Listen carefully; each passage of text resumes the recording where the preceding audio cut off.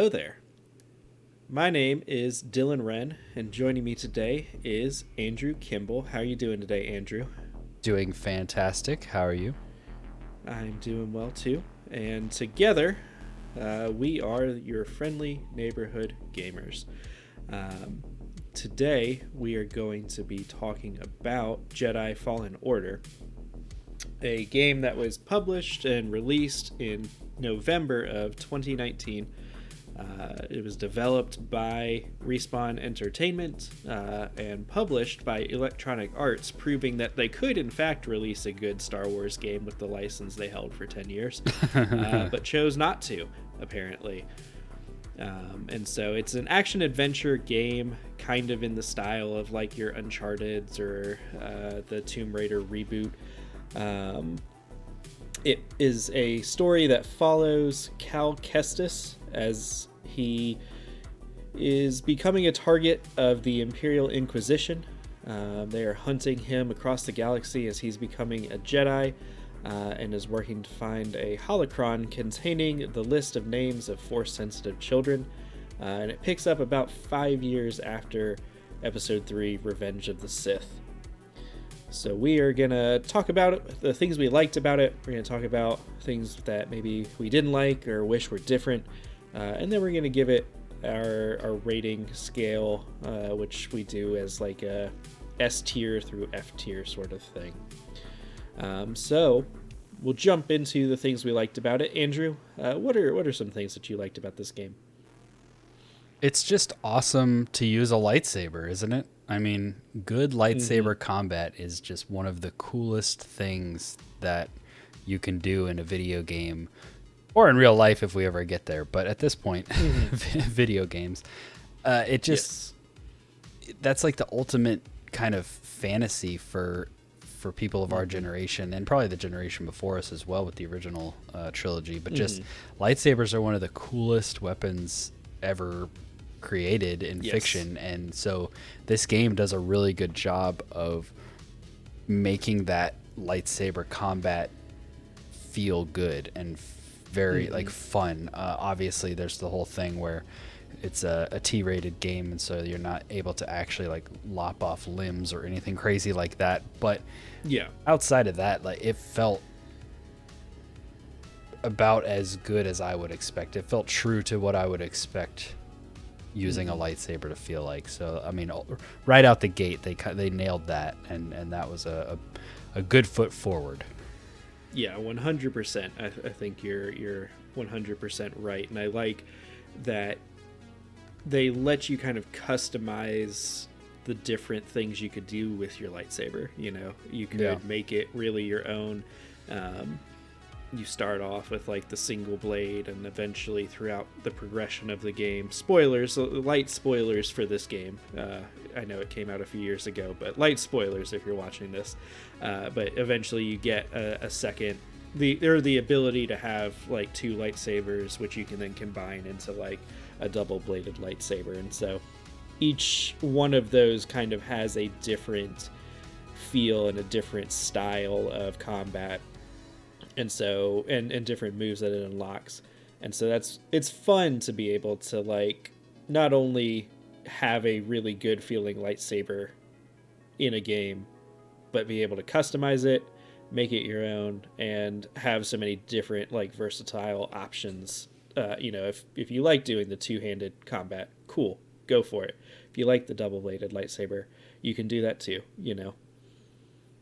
Yeah, for sure. And I think that leads into my next kind of pro for this game, is just that the Star Wars vibes were strong. This game felt like Star Wars through and through in the best possible way. Like, it felt it captured the feeling that I would expect to feel in this character's position in this universe. Like they had the music, they nailed the music, the alien races were really cool, the droids, the ships, the worlds, like it really did feel like you were kind of transported to the universe of Star Wars, which was another thing that really kind of helped to smooth over some of the more rough edges in this game, because it was like, but damn, they really just nailed the vibe, you know? Yeah, because I am a huge Star Wars fan. It's one of my favorite franchises, so take everything I'm saying with a bit of a grain of salt. But it is exactly like you said, where it felt like it was transporting you into like the Star Wars universe. The story was really cool and interesting. I haven't watched a lot of the newer like animated stuff. But we hadn't, up until like some of those newer animated shows and The Mandalorian and this game, we hadn't really seen a ton from like that period between the end of episode 3 and the beginning of episode 4. And so it was kind of cool to see this in a way of like, okay, the Empire's taken over. Like episode 3 has happened. Darth Vader is a thing. The Empire is a thing. Like, what's that like? What's that like for the Jedi? That sort of thing. And so it's kind of cool to see this little bit of storytelling. It was cool for me to get to go to worlds like Kashyyyk or Dathomir, just because those are ones that I've gone to in other games, or I have, read about in like the expanded universe, like books and stuff. And so it was fun to like see those pop up in a way where I could explore them in this game. And just like I thought the characters themselves were very strong. Like Cal, I thought was a great character. I really enjoyed kind of his story arc. Not BB-8. What's BD-1? BD-1, yeah. The BD-1, the little droid that you get is amazing. Seer has a really interesting story. Grease, the captain of your ship, is hilarious and fun. And so it really does feel like this.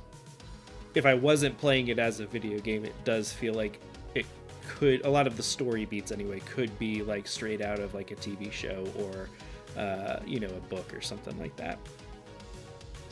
Yeah, for sure. And I agree. I think the characters in the story were definitely a highlight. I liked your cast of characters that you're introduced to and that kind of become your crew.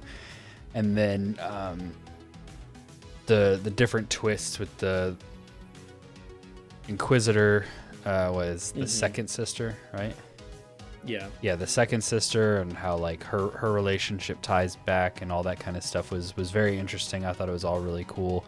I mean, I don't know how much we want to spoil, but the ending of this game was absolutely insane and one of like the coolest Star Wars moments I've ever experienced in any media. Yes. So yes, that elevated it.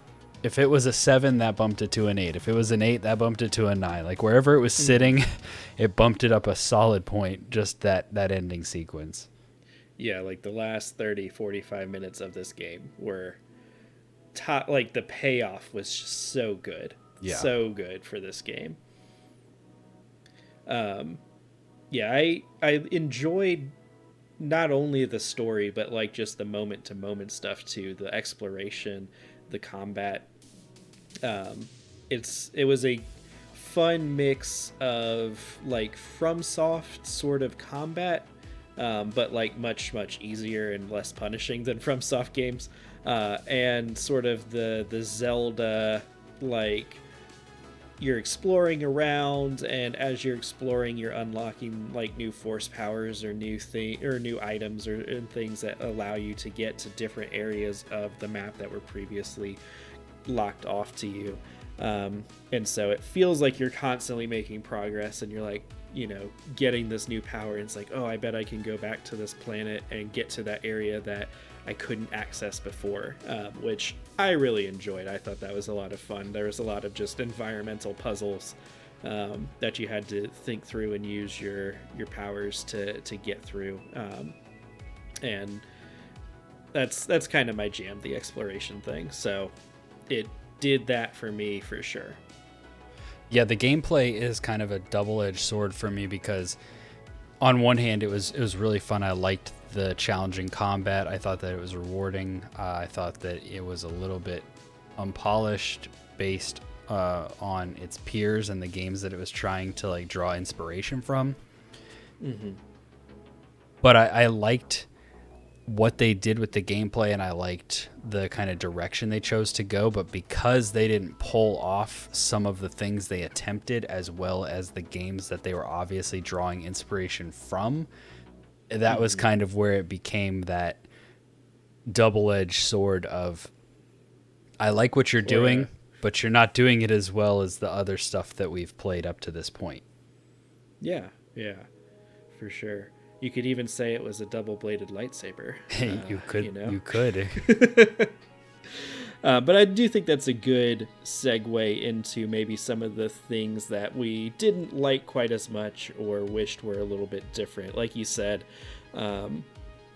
the game itself very much felt like it was a strong foundation to me. Like there were definitely bits and pieces constantly throughout the game where I would look at it and I would be like, I've played a better version of this in a different game. This mechanic, I can see where it's coming from, and I think they did it better in this other game. Right. Or they had this combat, and like the combat was very good, but also I'm used to, slightly more polished, slightly more technical combat from other games that it was kind of mimicking. And so I think it was, like I said, I think it was a very strong foundation, and I'm excited to see what they do for like a sequel, because I think they can only go up from here. Absolutely. But there's definitely some areas of growth that I think they can have. For example, for me, one of the biggest sticking points was you would get into a boss fight and it would just feel like the difficulty just got ratcheted up so much, which, you may be watching this and being like, well, just get good. But it really did feel like it was just kind of not polished and a little broken a lot of times with the boss fights. Yeah. What about you, Andrew? Kind of the way I think about this game, and I went back after playing through all of the Souls games and just kind of still feeling that itch of like, what else is in this genre, that I can play. I went back and revisited this. So I've played probably a good quarter or so of it recently. And even on the new consoles, this game feels like it's held together with duct tape.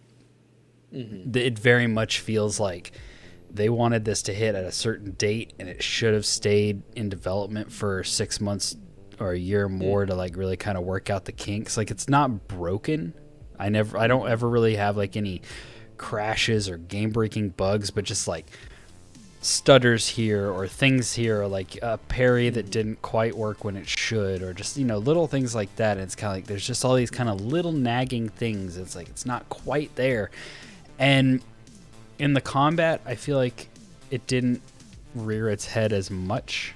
But I mean, if you want to talk about the platforming in this game and like the sliding and the swinging and all that stuff, honestly, they could cut that from the sequel, and I think I'd like it more. I know what they were trying to do, and I know what they were drawing inspiration from, and I think that when pulled off well, those kind of set pieces are really cool. But in this game, they led to frustration more often than they led to that kind of epic feeling of adventure.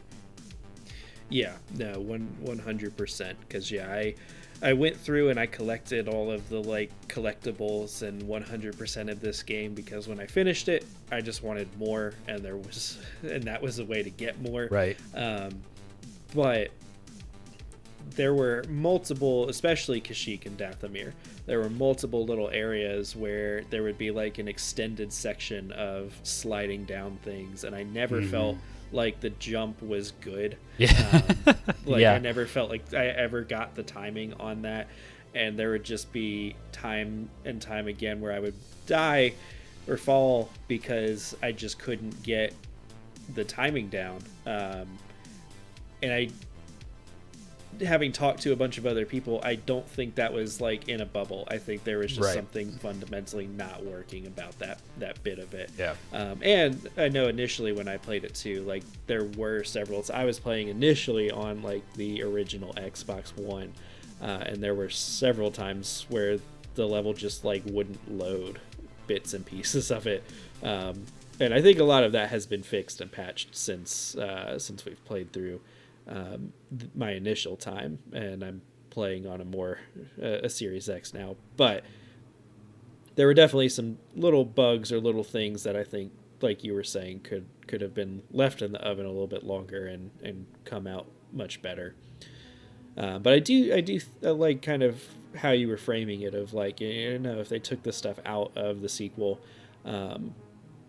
you think it would be better for it. And I did want to just briefly touch on what you would like to see from a sequel from this game, because I know we're both interested in seeing what they do next. I think in a sequel, I just want I want them to tighten up the combat. I want them to make collectibles feel more valuable or fleshed out. I feel like the collectibles and the customization with like your poncho and like color schemes and stuff really felt like a last minute addition to this game. So I'd love to see that feel a little bit more fleshed out. I'd love to see,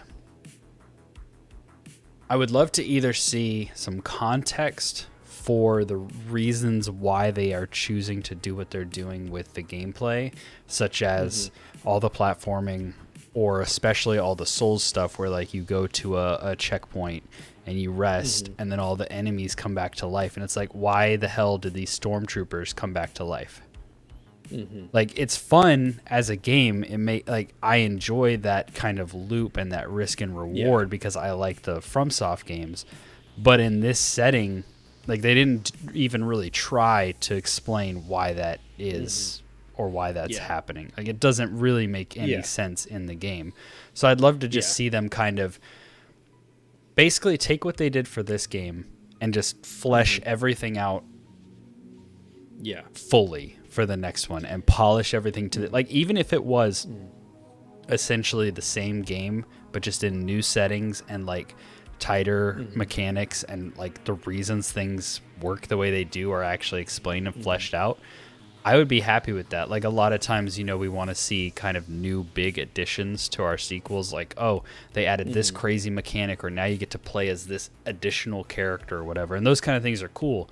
But for this particular franchise, like, I just want to see them tighten everything up to like a FromSoft level of polish as far as the gameplay goes, and then like give me clear and understandable and logical reasons for why the things work the way they do in this universe. And then I would probably give it like a 10 out of 10 if they can nail those things. Yeah, because I definitely think that there's a lot to be said for, like, oh, we want this next game, this next project to add more and more to it. But I really do agree with you, where I think the best thing that they could do is really just tighten up and polish what they have already. And as long as the story and the characters are doing new things, I don't think you really need that many new mechanics, because the mechanics they had, I think, were good enough to stand on their own.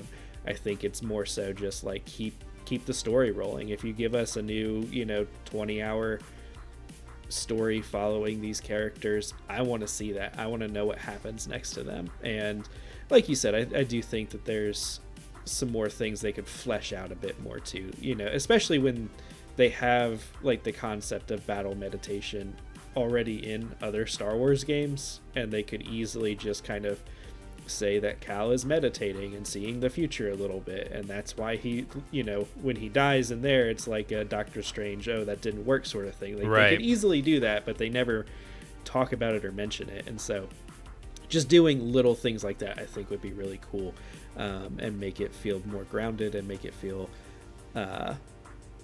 like a sequel is really, really good rather than just very good, or semantics, technicalities. Right. But with that, I think let's roll into the ranking of these games. Andrew, I'll let you go first because I know I'm a bit biased. With it being a Star Wars game, for sure. For me, I'm going to give this game a solid B, and I think that it's all the stuff that I talked about earlier. You know, this game, it nails the feeling of Star Wars. It nails how fun it would be to actually like fight with a lightsaber.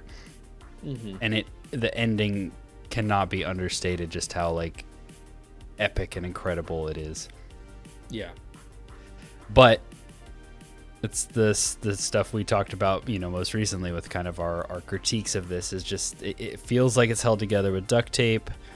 It feels a little janky. It feels like it's kind of always on the verge of breaking. And there's just a few things here where if they just like tighten these screws and like tweak this a little bit, polish this up a little bit more, like I think that this could be one of those franchises that is like one of the all-time greats, because they have something really good here. I think this game was rushed to hit some sort of arbitrary deadline, and that was to its I mean, it was to its detriment as far as what we're talking about here, but the game sold really well. People like it. It's generally received as a good game. I mean, I'm giving it a B, which is still a good grade. But I think that they could easily hit A or even S if they just tweak a few things here and there and just give it that little bit of extra polish and extra kind of TLC that it deserves. Yeah.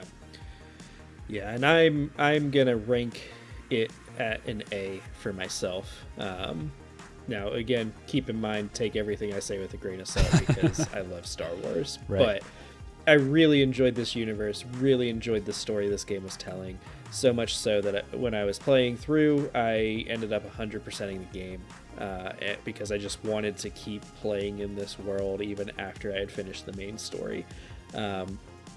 I think it's extremely strong for a first showing.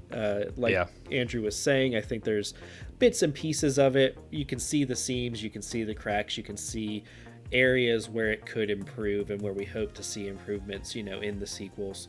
But I also can't wait to see what they have coming up. And so for me, it checks a lot of the boxes that I want it to. It checks a lot of the boxes of things that I love to see in games. And so I really love it. And I think if they tweak and improve just a few little things, then the next game could definitely be an S tier. For sure. All right. So, if you've found this interesting or helpful, feel free to drop a subscription, a like, let us know that you found it helpful. If you want to tell us what you think of the Jedi Fallen Order game, leave that in the comments. If you'd like to hear more from us, we have a podcast where we talk at greater lengths about video games and with cool people who are also really into video games. And you can find that wherever you find your podcasts, and that will be under Your Friendly Neighborhood Gamers. We also stream on Twitch every Friday night at 7:30, and you can get to that at neighborhood_gamers. So come on out and hang out with us, talk with us in the chat, watch us play some video games, and just talk video games with each other. And with that, we will let you get back to your days. Remember, stay friendly, gamers.